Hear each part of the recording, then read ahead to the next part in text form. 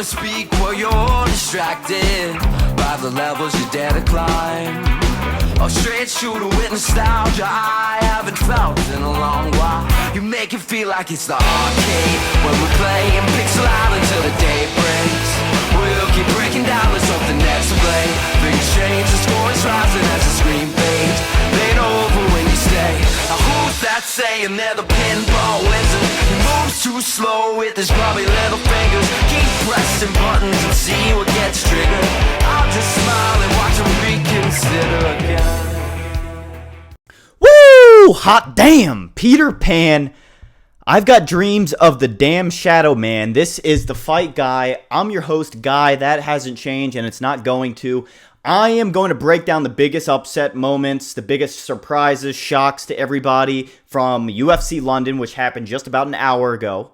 Okay, not gonna brag too much, but I predicted most of these fights correctly. I think I only got 3 wrong. So you should follow me on X. You should watch the Fight Guy, listen to my predictions. Sometimes I know what I'm talking about.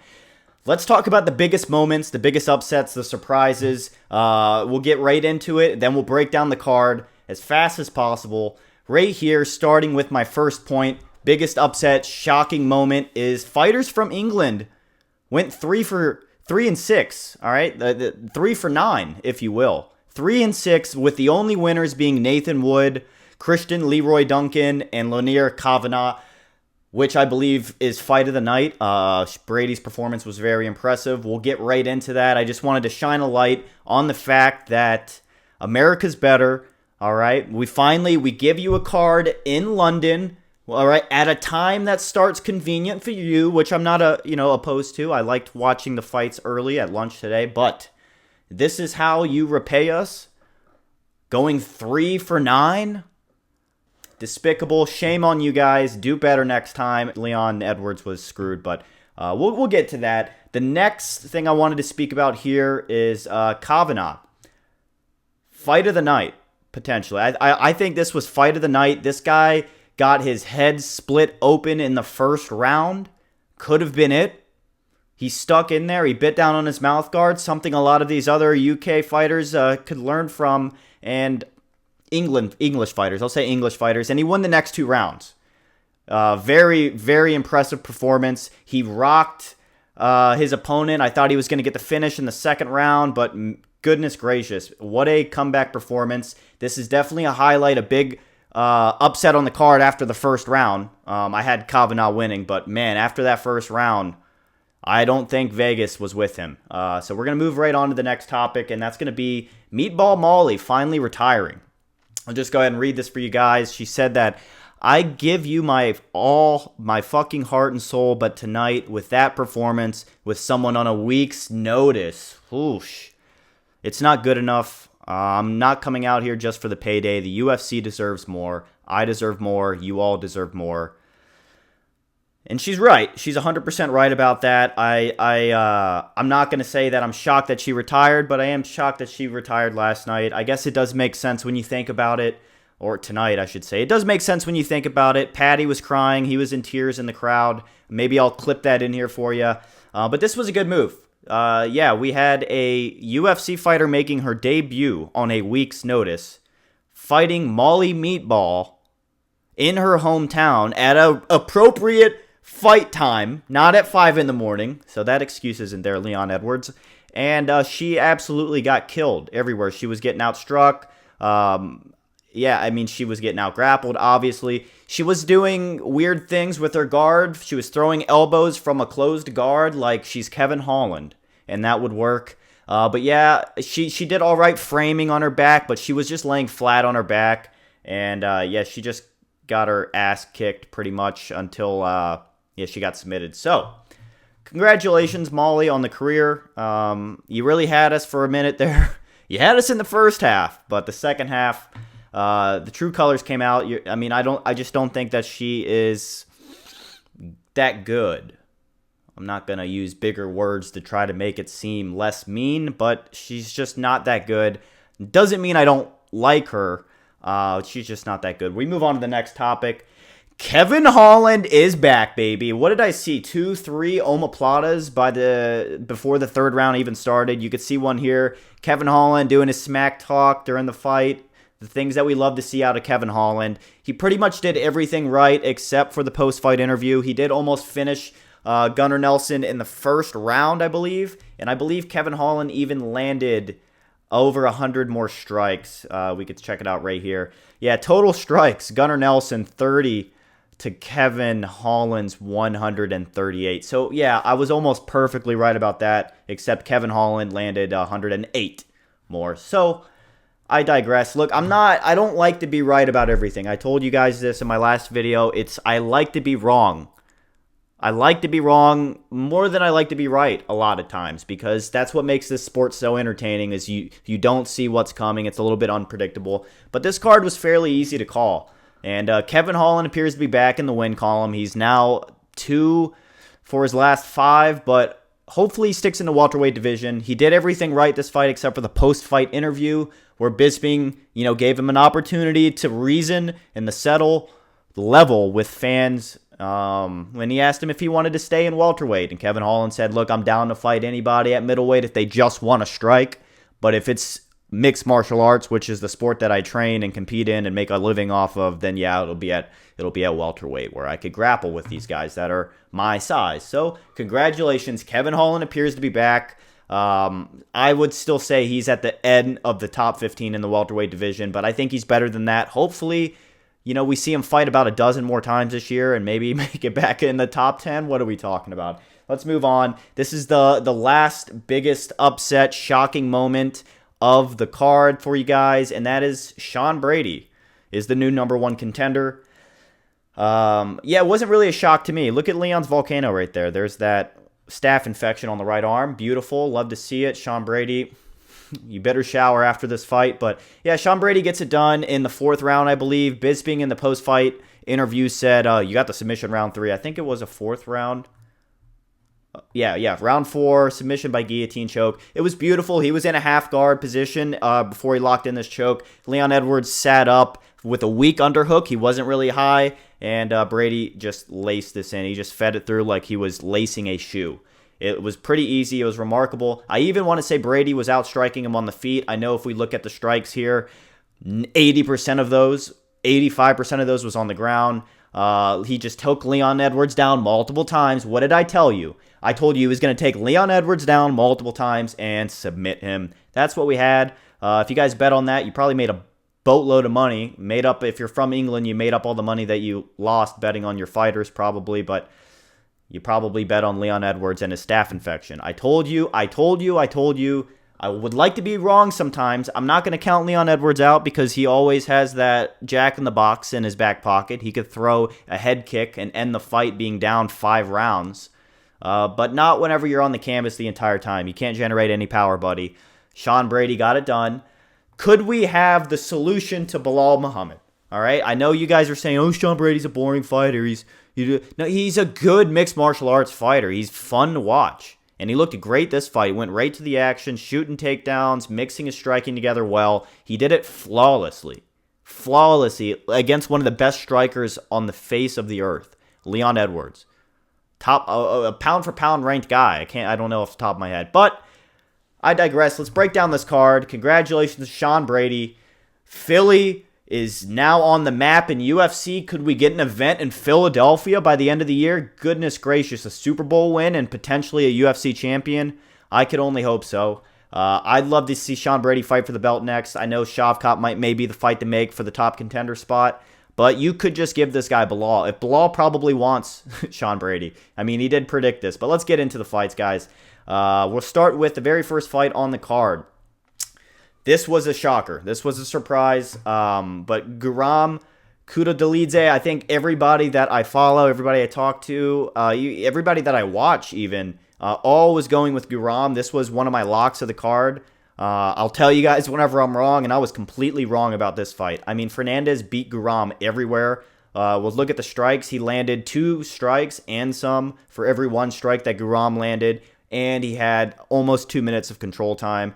2 successful takedown attempts. He just dominated everywhere, landing more leg kicks, landing more shots to the body, to the head. significant strikes and grappling every single round. It was a good decision. That was a shock. I didn't see that one coming. I don't think a lot of people did. Next fight, we had Nathan Fletcher versus Loughran. Luck of the Irish. It was just St. Patrick's Day. I should have went with Shauna Bannon for the next fight. I told you she would probably win that. But she almost lost it. We're not on that fight yet. Loughran looked great. I'd say he won the first and the third round. Basically mixed takedowns together really well. I think he landed 3 takedowns each round that he won. So he landed 3 takedowns in the first, 3 takedowns in the third. And then in the second round, Nathan Fletcher, gave him a little taste of his own medicine, held the back, had him up against the cage for the vast majority of that round. But yeah, in the third, Loughran just mixed everything together well. He didn't get a whole lot of control time in the third, but he was mixing together the takedowns at near perfect timing after his striking combination. So it was a great win. You could see here, even Fletcher had double the total strikes as Loughran. I don't want to say a lot of those were heavy strikes. I don't even know how many were significant. Not that many. Yeah, it was a close fight on paper, but if you were watching it, Loughran easily took the first and the third. I know when you look at the stats, it looks like Fletcher dominated, but he did not. Dominate, he did not. Next fight on the prelims, we had Shauna Bannon versus Tomar.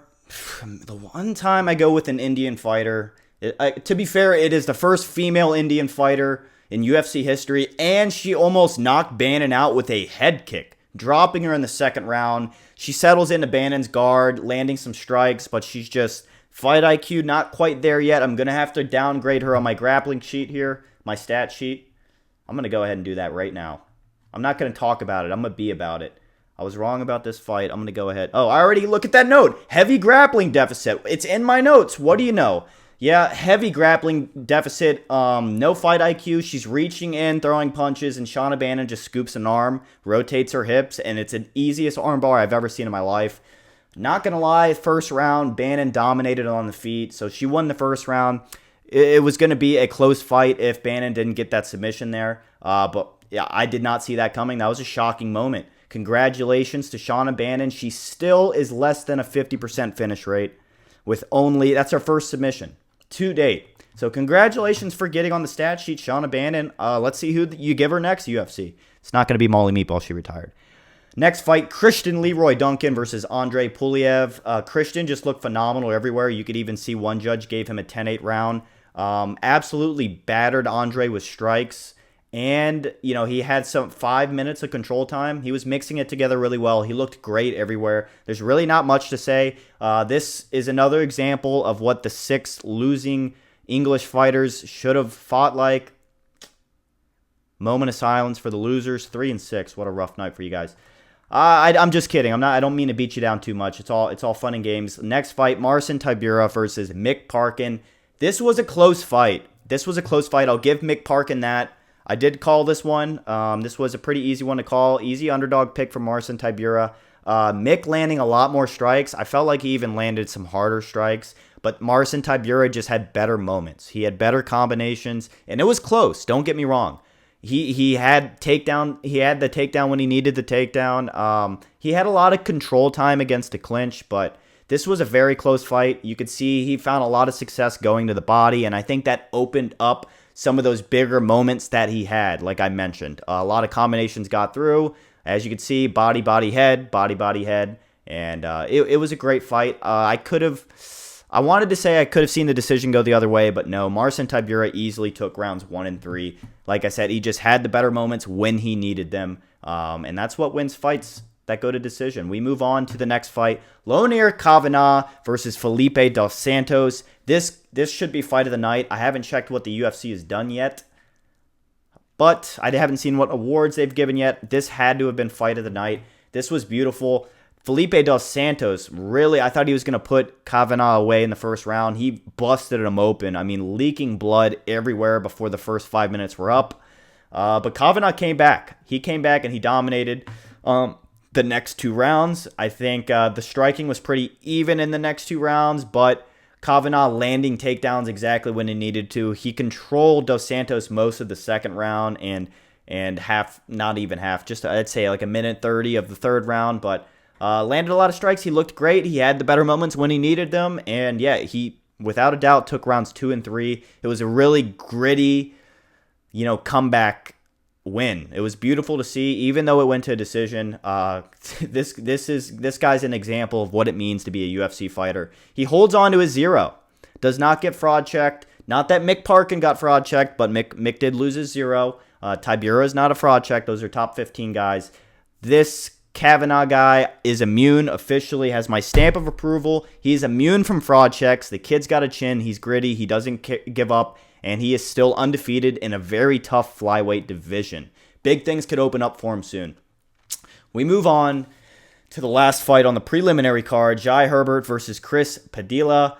Chris just looked better everywhere. He had a lot of control time. It says he was 0-6 on takedowns, but he had a lot of clinch control where he landed a lot of strikes, I believe, if I'm remembering correctly. But yeah, he just looked a little bit better than Herbert. I'd say, it was a split decision. It could have went either way. There was a nasty cut on Chris Padilla's forehead above his left eye. But Herbert was just on his back foot a lot. He was backing up and retreating in the later rounds. I gave this 29-28 to Chris Padilla. But honestly, if it went the other way, this was one of 2 fights on the card tonight where if it went the other way, I wouldn't be upset. Just because it's a close fight, you cannot go chanting robbery, robbery. Oh, Jai Herbert was robbed. Jan Blachowicz was robbed. It's a close fight. It's a close fight where you're talking about like 2 or 3, strikes that could really just do it for the judge for that round. It could have went either way. I thought this was a good decision, though. I went with Chris Padilla. I picked him to win. It was a little bit closer than I thought. I assumed he was going to get the finish, but great fight. We move on to the first fight on the main card. Nathaniel Wood versus Morgan Charriere. This was a great fight for Nathaniel Wood. Morgan looked very slow. He looked hesitant. He kind of looked like he was walking through quicksand a little bit. Nathaniel Wood was in his element. He had a minute of control time to Charriere's 3:30 pretty much. Landed more total strikes, more significant strikes. But yeah, I thought this was a pretty clear win for Nathaniel Wood. He held Charriere against the cage and controlled him in the clinch. He was leading in the striking. He looked fresher at the end of the fight. He landed more strikes. It was a great win for Nathaniel Wood. Props to him for being one of the final 3. One of the only 3 to get wins for the great country of England, Great Britain. Jordan Vucenic versus Chris Duncan. I was so stoked for this fight. I was more excited for this fight than the Holland fight, and then I was the most excited, of course, for the main event. But Chris Duncan getting it done, round 2 via guillotine. Dustin Pulyaev had something to say about this. Let's see what Dustin Pulyaev's Twitter is looking like. What did he say? Don't be silly. Congratulations. Jump the gilly.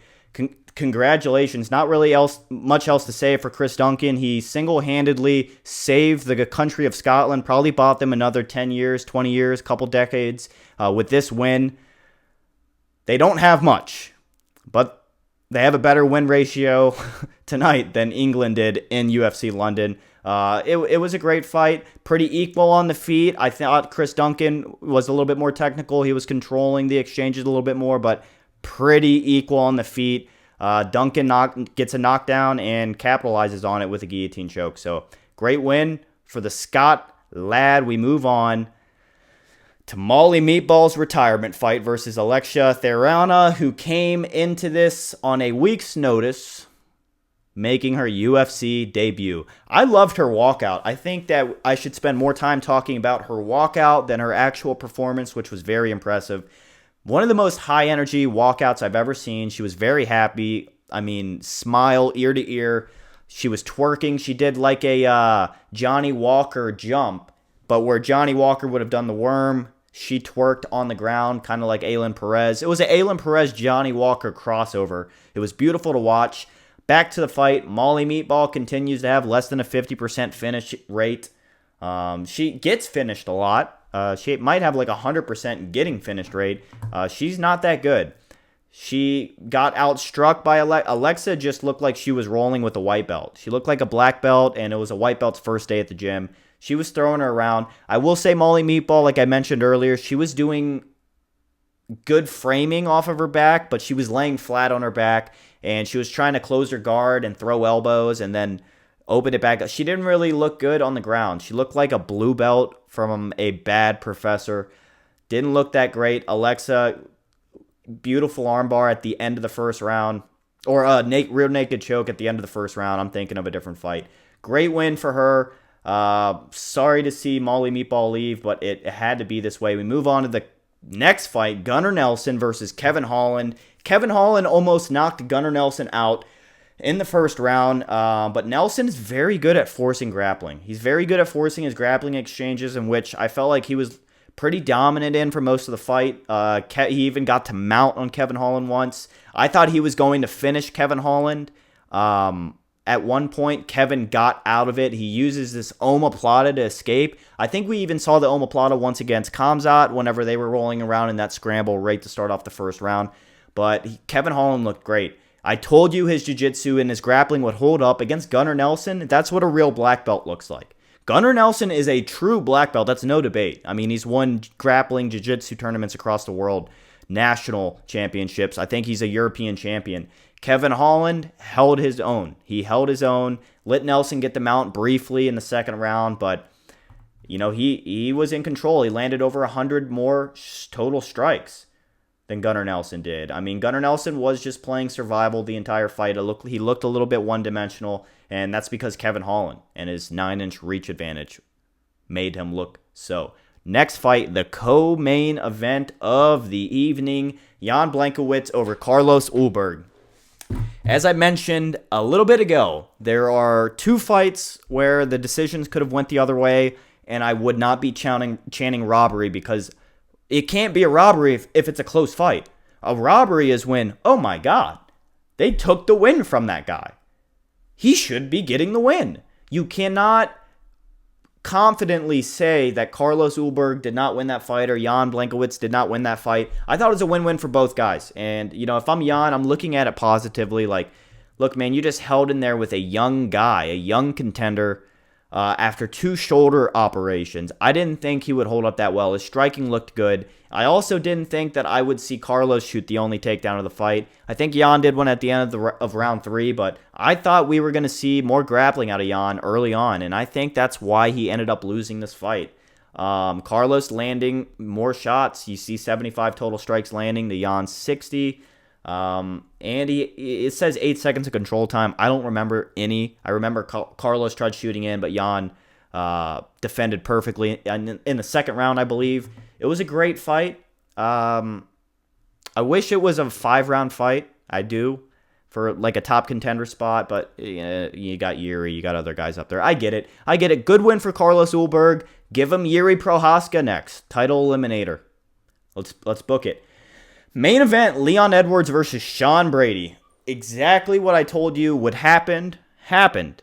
I mean, Sean Brady landed 200 more total strikes on Leon Edwards. I know most of them were strikes like this, but when you're getting hit like this 100 times, you can't think on how to get this guy off your back. You can't think how to get out of this front headlock. Sean Brady looked dominant. I mean, he did what Belal Muhammad could not do. And Leon looked a lot better against Belal than he did against Sean Brady. So I would love to see Belal just fight Sean Brady next. I think it would be great for the sport, great for the division, great for the city of Philadelphia.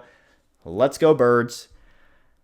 And Sean Brady looked dominant. I mean, every single round he took Leon down and he controlled him. I mean, you see here in the round 4, he had 11 total minutes of control time. I want to say most of round 3 he controlled Leon. Outstriking him on the feet, blitzing in there. His game plan worked. He even landed a couple leg kicks. I mean, Sean Brady, huh? Sean Brady. You guys say he's a boring fighter. Well, who would you rather, Belal Muhammad or Sean Brady? Lesser of two evils. I'm going to go with Sean Brady. I think that we have a different Sean than we did even a year ago. I think that he's entering his prime now, and I think he's going to put on some entertaining fights in the future. So congratulations to Sean Brady.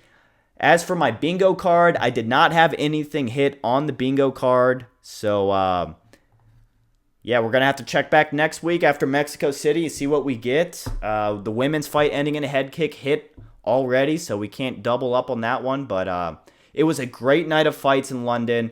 Sorry for the fans out there. I know you probably had better hopes that maybe, your fighters will win half of their fights.